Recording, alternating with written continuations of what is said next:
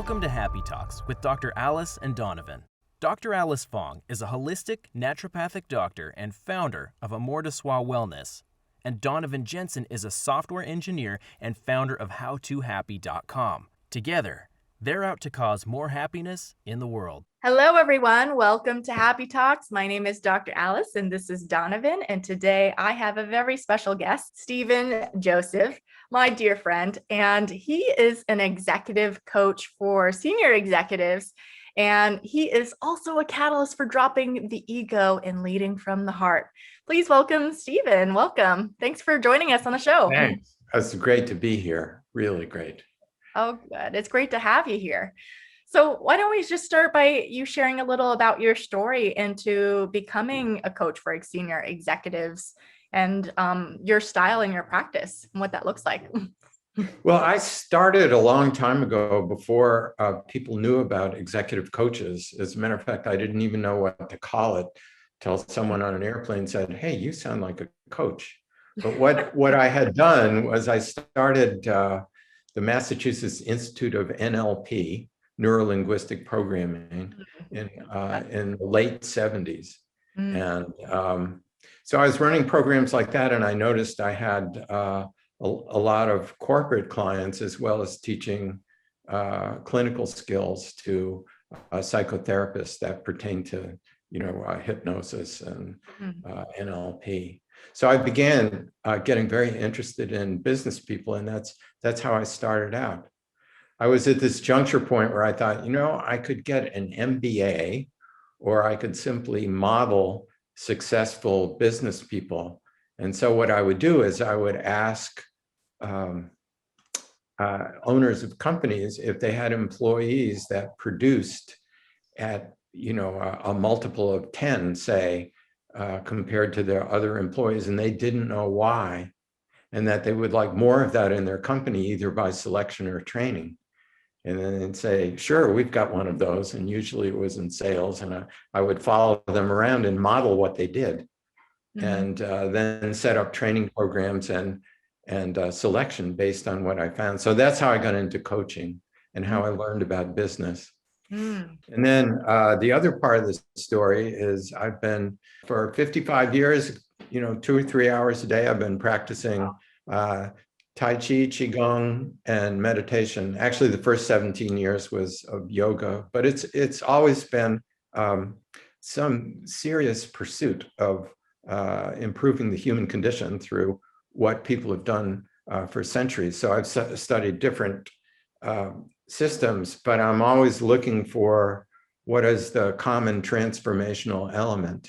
And then those two pathways in my life really converged because I got interested in what makes mature and seasoned leaders. And so I started studying and writing about adult stages of psychological development and how a leader being at one stage or another impacts their capacity to lead. So, just the way kids are different at 2 than they are at 5, than they are at 12, cognitively and emotionally. It's the same thing with adults. We go through stages too, but they don't as much automatically come with age. So you can know a leader who's 50 years old and who's no more sort of sophisticated, kind, aware, emotionally intelligent than they were when they were 20. And then you can meet other people who have matured beautifully. And then the question is, how can you use coaching to make that evolution happen? And that's where we get to the whole idea of using your role at work to make that happen. So I'm starting to worry that I'm getting very abstract, but I'll get less so as we go. No, well, let me try to summarize what you said just to see if I got it clear. And good luck. The basis of what I was hearing is you've been coaching executives in the corporate setting for a long time, but you've also been this mind-body practitioner for decades and decades with the Tai Chi and meditation and Qigong, which is a huge, and they eventually converged, and which I think is important because that helps leader if they develop this mindfulness and awareness of themselves to be better leaders. Is that kind of a summary of what Yeah, that was great. Oh, good. Good for you, Alice. Well, that's what I do for my job. But I'm curious, how you help them, like how to use work as a path and all these techniques and tools to help a leader develop and evolve and mature. Yeah. Like, what's your process look like? Well, one thing I usually always ask people, Mm-hmm. and you can think about this for yourself, both of you and Mm-hmm. all the listeners, is what circumstances have you engaged in where you felt like the problem in front of you to solve or the challenge to meet was an exact match for what you loved, kind of a sweet spot. Like, I was born for this. This is great. This kind of problem is the kind of problem I love to solve. And, I think about it, I dream about it, and I'm good at it. And so, for instance, I recently asked a female executive that question. She said when she coached Little League, a bunch of 10-year-old boys, that's when she really learned how to connect with people and how to motivate them as a team and really build the spirit of a team and stuff like that. And she still does that, but she does it in corporate America. And so it's good to understand that about yourself, like what you love. And then there's another aspect too, is the fit for that with respect to the role that you may occupy or want to occupy. So there's a joke about a guy who goes to a tailor to get a suit fitted, and he comes back, the tailor has made the alterations, and he tries on the suit jacket, and the right hand is very, the sleeve isn't long enough, and the left hand is draping down over his knuckles. And he says, you got to fix this. And the tailor convinces him that he's just standing wrong. And so he adjusts his posture, and now he's walking down the street, and a friend stops him and says, wow, what a beautiful suit. And the guy says, yeah, just got it. And he said, where'd you get it? And he said, well, there's a tailor up the street. And he said, good, because if he can fit someone as misshapen as you, he must be a genius. But the whole idea of we try to fit ourselves into roles and we distort ourselves. And on the other hand, you don't want the suit to fit exactly right. I heard from one executive, he was saying, if you're in the middle of a project and you know exactly how it's going to come out and you're confident of every step and you've got it all planned, your project isn't big enough. So the idea of tackling things that make you grow, is really important.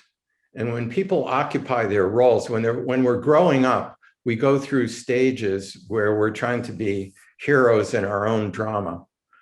So our sense of self and self-worth is based on being able that stuff. And if you listen to people in business, one of the complaints that they have about colleagues is that person wants to be the smartest guy in the room or the smartest person, but confidentially, it's usually guy in the room. And that is a stage, a heroic stage, where you're demonstrating that you're the smartest person or that it was your idea, that you led the charge. And when people come up with ideas that are different, that could expand your idea of what to do, if you're solidly at that heroic stage, you dismiss their ideas. But if you get to the post-heroic stage, and the first one, my co-author Bill Joyner and I called the catalyst, you get to a catalyst stage, that's when you really get interested in the other person and their idea, and where you're capable of saying, I never thought of that, but that's a great idea. What kind of resources can I give you so that you can make it a reality? Makes a lot of sense. And I was just going to ask, kind of following up on what you just said. You've been talking about stages a little bit. I think we got a piece of them a little bit. Could you also give just an overview of some of these different stages that you see, and then maybe how you help people or have seen people transition from one to the next? Well, I think when the most important ones to understand, there's an expert stage and an achiever stage. And those are the ones where your sense of self is really dependent on, as I said, demonstrating that you know your stuff. And what gets you out of that stage is that it's not scalable very much, because it's as though in your leadership team, whatever it is, your brain is at the hub and everybody else is a spoke.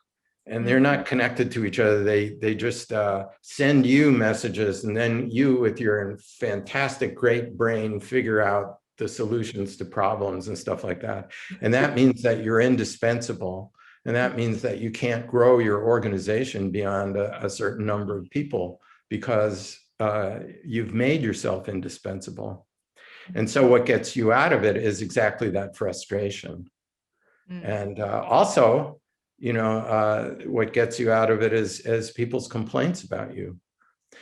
So the whole idea is to create, in every interaction in business or in any role you've got, you really got two agendas. One is whatever the subject matter or a problem or, solution you're driving. That's one part of the agenda. But the other one is, by the quality of communication, what kind of culture are you building because of how you communicate? And that's where meditation comes in and is really important, because when people start out in meditation, they have complaints about it, which I think are legitimate. One thing is they're mistakenly trying not to think. So that, they get wrapped around their own axle that way. They're busy trying not to think, and then they think, oh, I'm thinking. And I'm even thinking about how I'm thinking. So I guess I must suck at this. And, they hit the eject button at that point. But really, the goal of meditation isn't what's being touted these days, which is mostly stress reduction. You can get better heart rate variability. You can get, all kinds of things, lower your blood pressure, etc. And people are even making bigger claims about health. But ultimately, it's about dropping the self. So then the question is, and that pertains to the egoic stages of leadership, how do you do it? And one metaphor I think of, if you've ever gone to a concert and the orchestra is tuning up, and there's this sense of excitement, and there's a lot of cacophony going on, and people are playing different things all at once, and it's not organized. And then the conductor stands up and taps his baton on the podium. Everything is quiet. And at that moment, there is actually a room sound. It's like the room is kind of pregnant with possibility. It's silent at the same time. And that's a state that's akin to what happens in meditation. You get this kind of wide open space that's continuous inside and outside you, and it's full of potential and energy and vitality. And at the same time, things arise in it, phenomena arise in it, and they drop in it. But the ongoing experience, which is always there, is that big space. And so if you can manage to train your nervous system and your awareness to get familiar with that space and just know that it's there all the time, then meditation becomes a lot easier. And it also becomes, just take that example as a way of listening to other people. So if instead of listening to other people like the expert and the achiever listen, which is basically shooting holes mentally in the other person's argument. You're not listening, you're reloading. Mm-hmm. And, you know, instead of that, you're busy dropping assumptions. And so you listen to the other person and you make an assumption and just note what your assumption is, and then let it go for a while and listen some more and listen some more. And then you can interact and you can trade information about your differing assumptions if that's part of the conversation. But at least the other person got deeply listened to. And when I was in graduate school, I was getting a doctorate at the University of Massachusetts in this department we had created called Aesthetics and Education. And it was about how to teach anything through art, music, drama, and dance. And the head of the department was this guy named Roland Wiggins, who unfortunately is no longer with us. But Roland was this genius jazz pianist, and he really knew how to listen. So if you talk to Roland, he would say, well, how's your project going? He'd start talking about it. And then he'd come up with this incredibly penetrating question. And as you were talking, you could watch him kind of take on understanding of what you were saying. It's almost like it affected his body. And then he'd get in this like little state of wonder. And he would say, well, if that's true, then how do you approach this? You know, and all of a sudden he'd take you to this really deep level, and you felt totally supported by him. And I've seen senior leaders in corporations operate that way. It's not a lot of them, but they do. And they're amazingly effective. That sounds incredibly powerful. And I really love the music analogy, because it is kind of like that quieting allows space to open.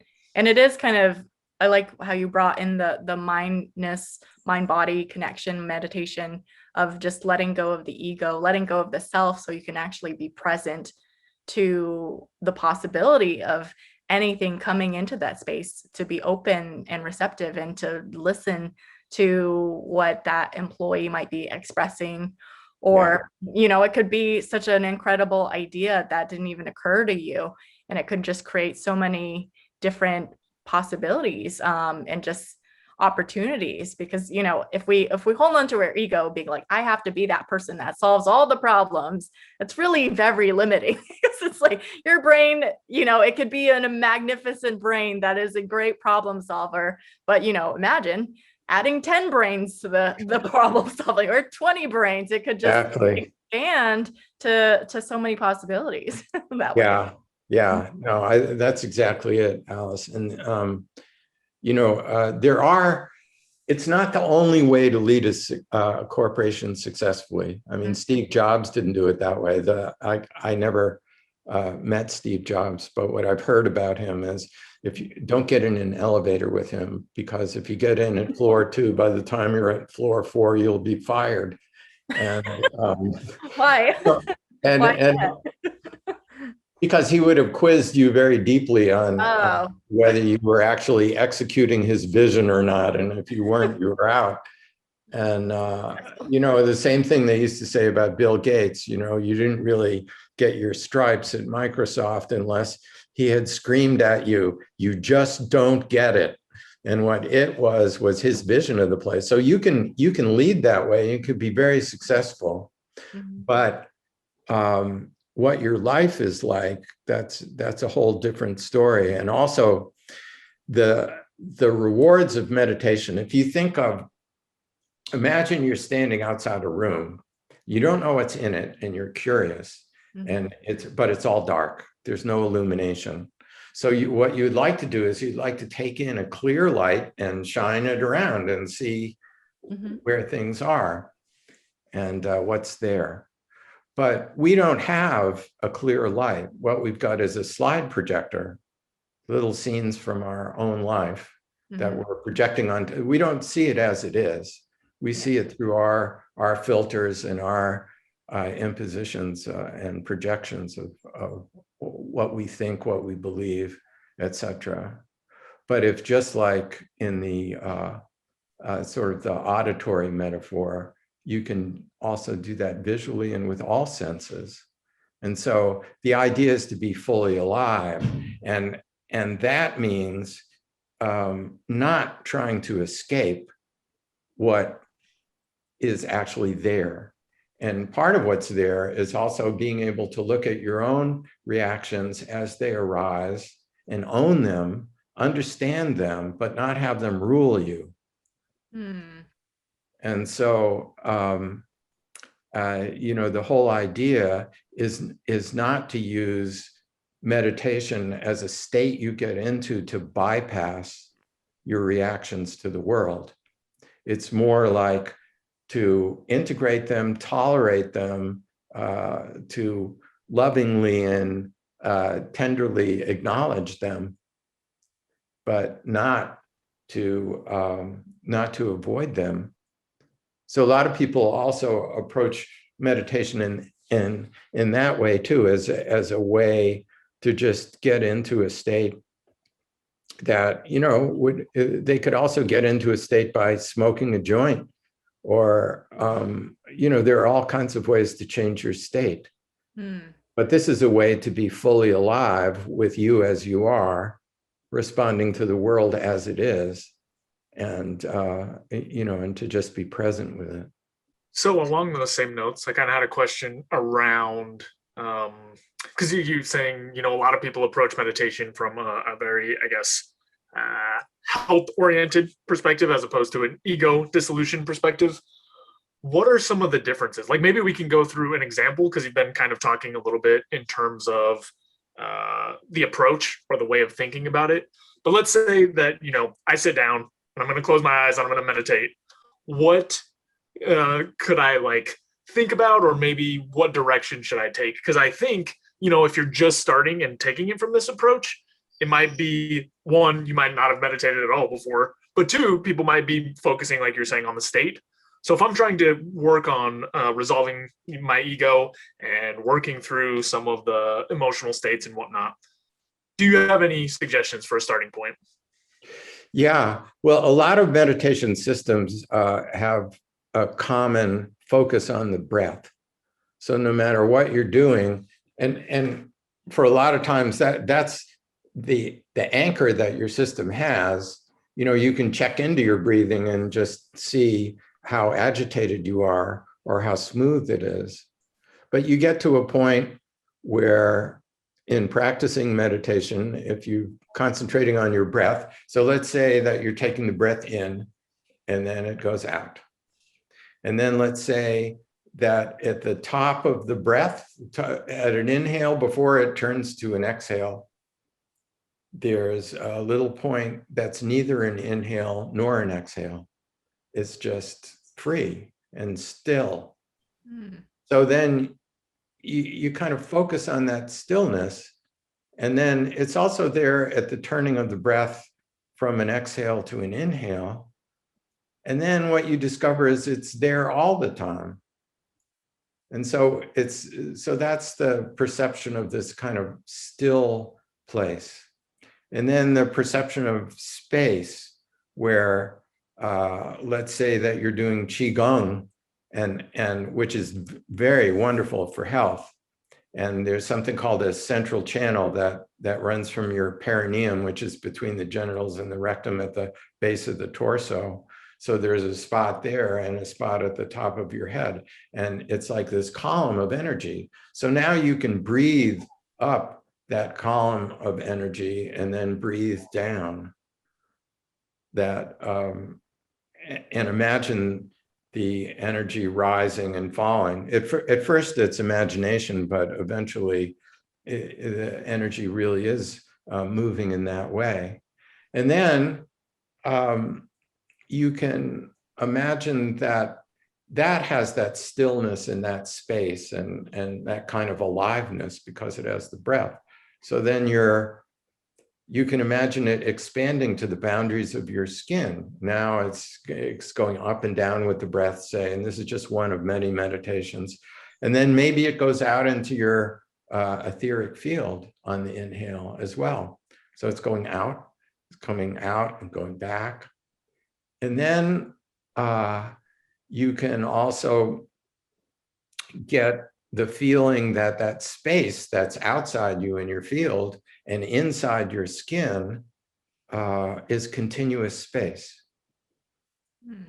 So there's that feeling. And then you can add to it, these are just little flavors. You say that you've been, feeling down in the dumps. And what you really need is a sense of gratitude and appreciation for the people in your life. So in many systems, and also in Qigong, the heart center, or the middle dantian, it would be called, is the place from which it's easiest to experience those feelings of love and appreciation. So you go there, you can use the body, you can take the outer corners of the eyes and let a smile establish itself there and feel like you're smiling into the heart center. And that as you breathe out or as you breathe in, doesn't matter, you can do it either way, that smile is kind of going out into the world and it's coming back into you. And that's a way of taking that space inside and out and flavoring it so that you're being nourished by the breath and the space as you meditate. And so in that meditation, you're using, the breath is going to nourish you. It's going to support your health. Breathing that way from the heart center is going to be, as heart math people are fond of saying, that it alters the heart rate variability. The dropping into the space inside and out is a beginning way of understanding kind of a sense of self that goes beyond the body. It's as though there's one universal self that is you. And so the beginning instructions for people are to rest in the space that's continuous inside and out. But pretty soon you figure out you're not resting in the space, you're resting as the space. That as you become more and more familiar with it, that space becomes more of your identity. That's who you are. And that's, and the Tibetans are very good at teaching people that. And they call meditation just becoming familiar with that space. Mm-hmm. So the more familiar you are, and the more you think, that's me, that's who I am. And who I am includes you and includes objects. And, that space is indestructible and everywhere. And obviously, if you're resting in and as the awareness of that space, there's no ego.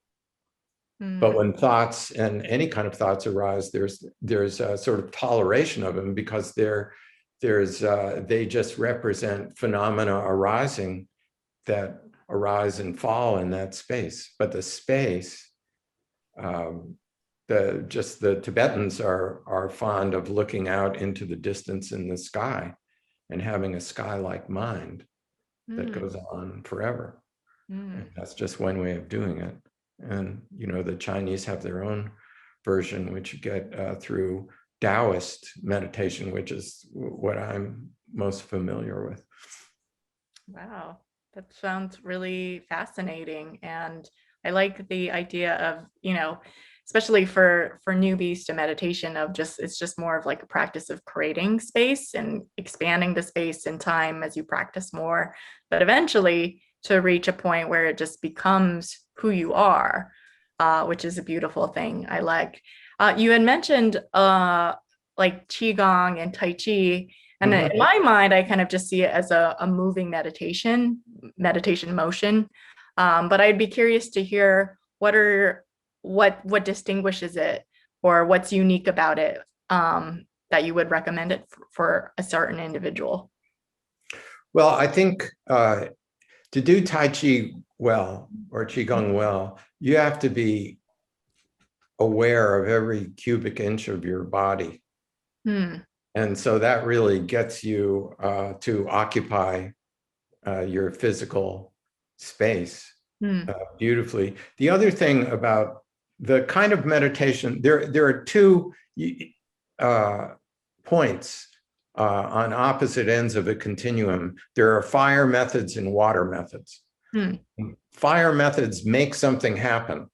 So in terms of Qigong, it's a fire method would be very strenuously bringing energy up your, the governing vessel and down the conception vessel or the microcosmic orbit, and just really creating pathways in your body. That's the fire method, and it's very fast and powerful.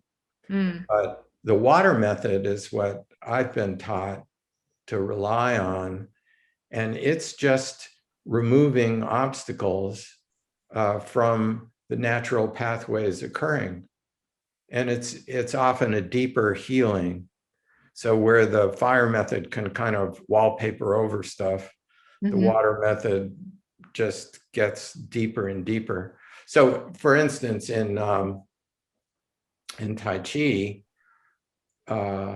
your hands, your limbs become, it's like one of the elements is I don't know if you can see this, but the opening and closing of the joints of your fingers. And then at the same time this is happening, it's happening in your wrist and your elbow and your shoulder and your scapula and your spine and down your legs. So when I'm doing this with my hands in Tai Chi, I'm also doing it in my feet. My feet are doing the same thing.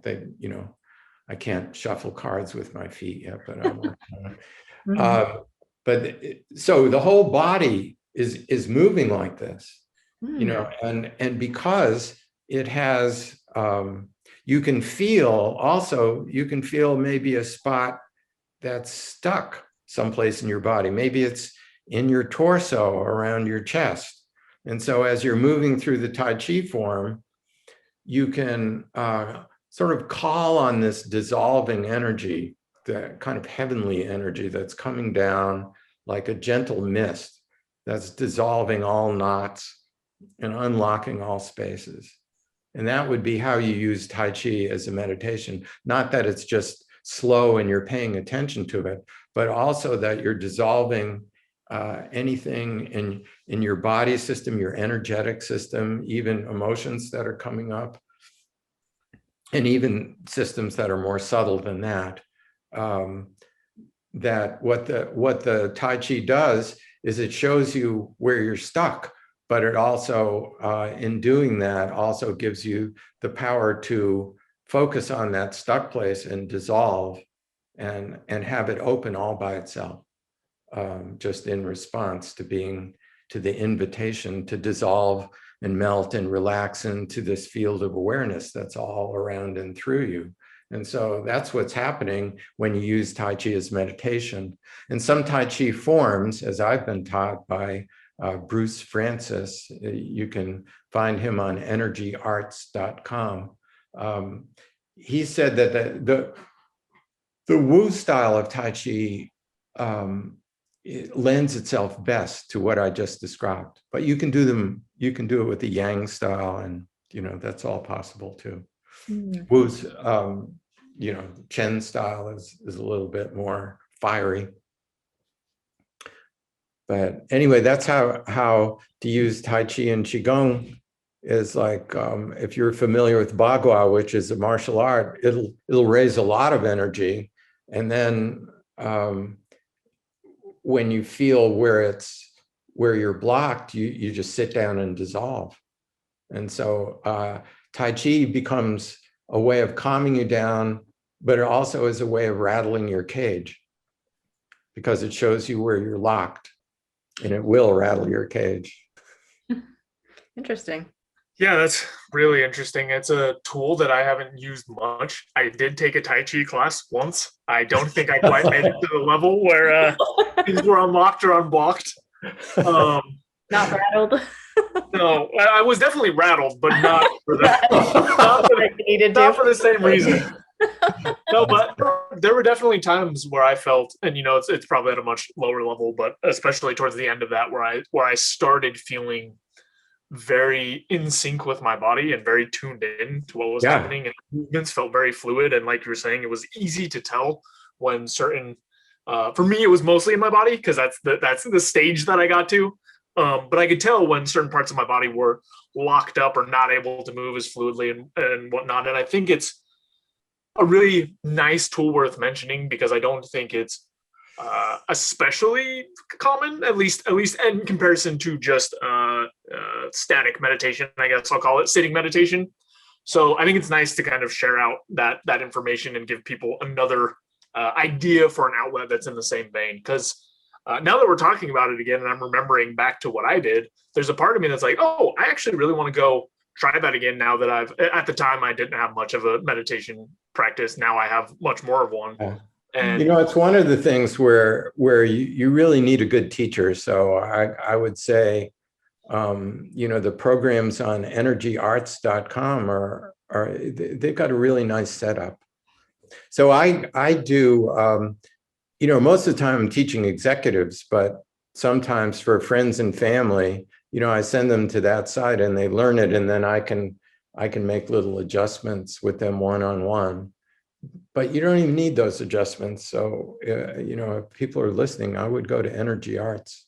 It sounds like, what you saw is that for executives to be most effective, right, across teams and to be able to like build a larger team, yeah, this ability to step into space and not have your ego override everything and not be in this hero role of I'll take this on, I'll take this on, I'll take this on, is like that's one of the key pillars. And then to unlock kind of that ability or to help move people from one stage to the next, meditation or Tai Chi or Qigong? What is the word? Qigong? Qigong. Okay. I've not heard of that before today. So I did a small amount of research, but not enough to know. Anyway, these are all different tools that you can use to kind of open up more of that space. And it's not really about, from what I'm hearing, it's not about using that just as a state or just as a practice in that moment, but to be able to take that into these other realms and use that space to kind of effectively manage your team or get things done or whatever it is that you're working on. Do that at the highest level you're capable of. Yeah. It's funny that, people get the impression if you only talk about meditation and with respect to executive coaching, people may get the idea that I would be training people to be passive. But, back to roles, there's another role that you have, which is being the guardian of the business entity and making sure that you're doing everything that's just right for the stakeholders and also that you're building and shaping the kind of culture that's going to execute the strategic vision that you have. And that's all part of the deal. But the meditation and doing this kind of being tolerant, sometimes I'll do these sessions with people where they've come to me and they have a difficult conversation or a negotiation that they're going to do with someone else. And so my job is to prepare them for that. So the way I do it is I ask them what they're going to say to the other person, and then I dutifully write down exactly what they're going to say. And then I invite them to be the other person so I can interview them a little bit. So if it was you, Alice, I would say, okay, Alice, who's this other person? You'd say, oh, this is Fred. And I'd say, okay, so be Fred. You can use his tone of voice. You can use his gestures. You try to be in his body.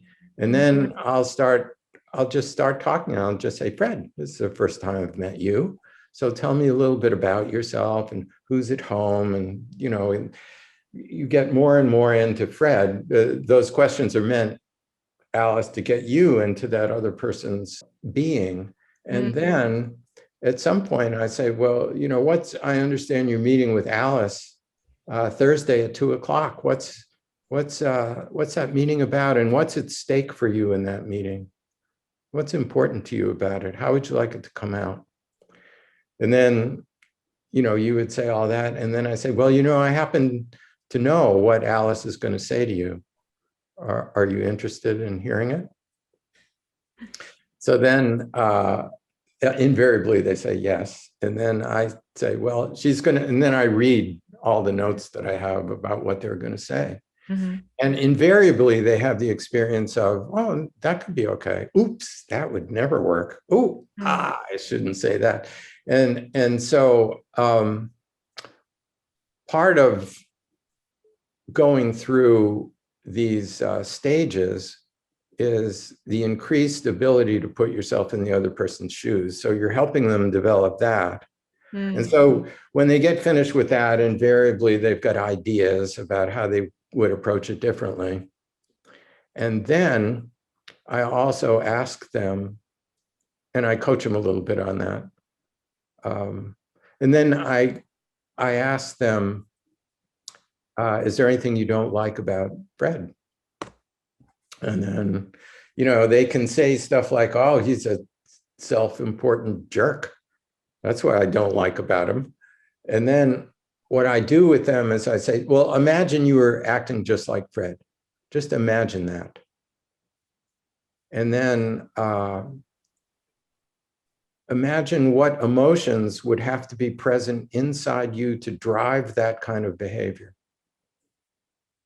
What would get you to do that? How would you have to feel inside to act like Fred? What would you be afraid of? Because often they're protecting themselves in some way. Mm-hmm. So then, and then I say, where do you feel that in your body? And then use meditation techniques to dissolve all that. So as soon as they dissolve that in themselves, it's much easier and accept it in themselves. It's much easier to tolerate it in Fred.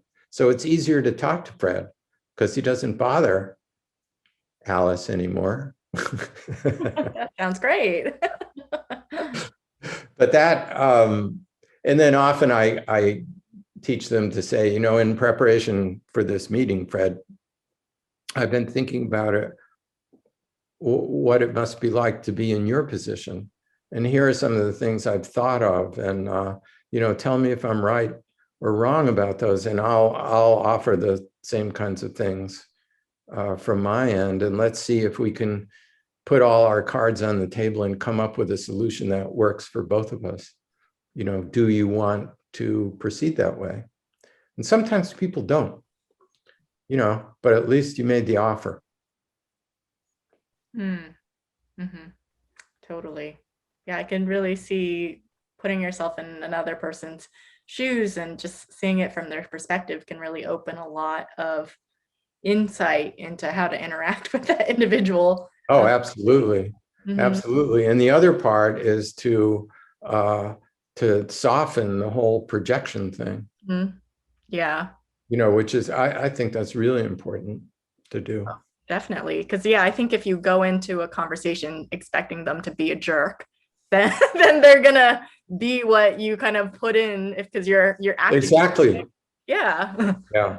Yeah. But if you can come in more neutral, it can create more space to allow more to be possible. Right. And then the other part of it is, if you're thinking he acts like a jerk in this way, I would never do that. If you just get rid of that. Yes. As in the right circumstances, we can all be like Fred. Right. Absolutely. Great. Well, Stephen, it's been such an honor to have you on our show. You always have such great wisdom and insight. I'm sure a lot of people got a lot out of it. And yes, if there are any executives out there needing support in maturing, Stephen's your man. Is there anything you'd like to share or plug, Stephen, before we wrap up today? Yeah, I think the thing that I'm interested in lately is just working with large teams and organizations in big companies. And I'm doing that. I don't want to say who my clients are because I don't have permission to do that. But that's where I found I can add a lot of value these days. So if anyone is interested in connecting with me around that, you can just go to my LinkedIn site, Stephen Josephs, and then we can connect from there. Yeah, sounds great. And they can also find you on your website, Stephen. Yeah, StephenJoseph.com. Right. Right. That link will be in the description too for anyone interested.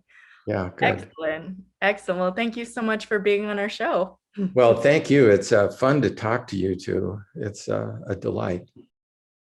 Thanks so much for watching. If you enjoyed this video, be sure to like it and then go and subscribe to my channel and ring the bell so you get notified when the next video comes out. And if you check out in the description below, go to my website where you can get my free fast and easy guide to stress relief. Thanks again for checking us out, and we'll see you next time.